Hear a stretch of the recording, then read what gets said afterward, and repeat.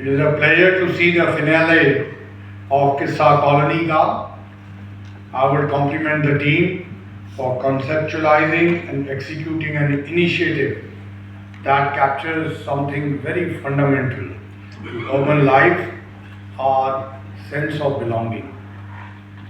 Delhi, as we all know, is not just a city, it is a layered, evolving fusion.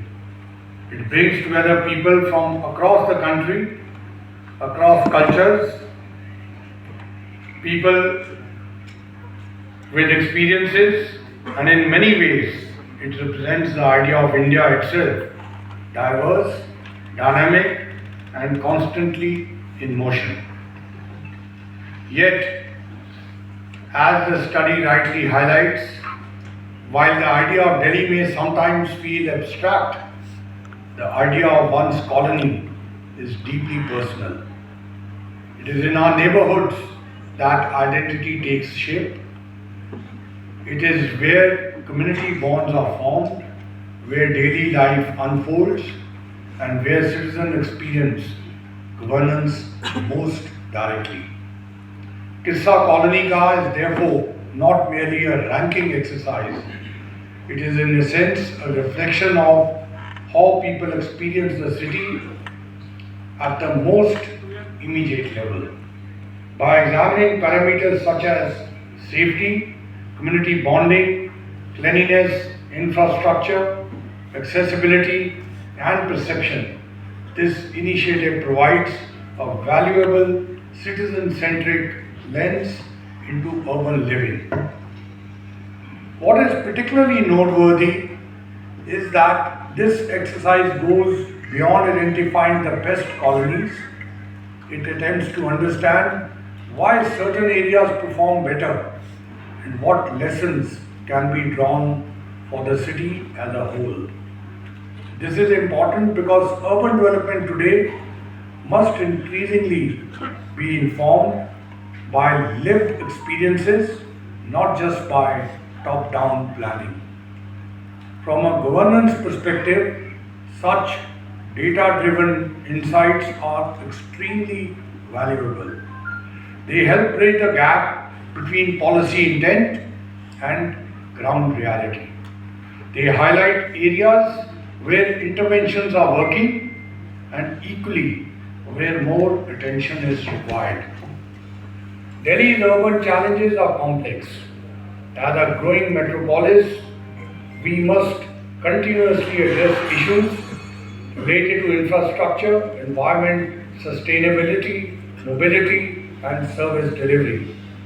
At the same time, we must also preserve and strengthen the social fabric that makes neighborhoods vibrant and resilient. A city cannot be governed by institutions alone. It requires active participation from its citizens. Initiatives like this remind us that urban development is a shared responsibility. When residents take pride in their surroundings, when communities come together, and when feedback is systematically captured, it creates a virtuous cycle of improvement. To the residents of the colonies being recognized today, I extend my congratulations. Your efforts, whether in maintaining cleanliness, fostering community spirit, or improving local infrastructure, serve as examples for others. At the same time, I would encourage all stakeholders to view these rankings not as endpoints, but as a part of a continuous process of learning and improvement. For policymakers and administrators, this initiative offers an opportunity to engage more closely with citizen feedback.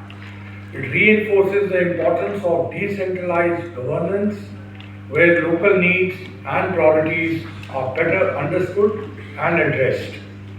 For citizens, it is a reminder that meaningful change often begins at the neighborhood level. Small corrective actions, whether related to waste management, safety, or community engagement, can have a significant cumulative impact. As Delhi continues to grow, the challenge before us is to ensure that development remains inclusive, sustainable, and responsive. This requires not only investment in infrastructure but also investment in communities. In many ways, the story of Delhi is the story of its colonies. Each neighborhood has its own journey, its own character, and its own aspirations.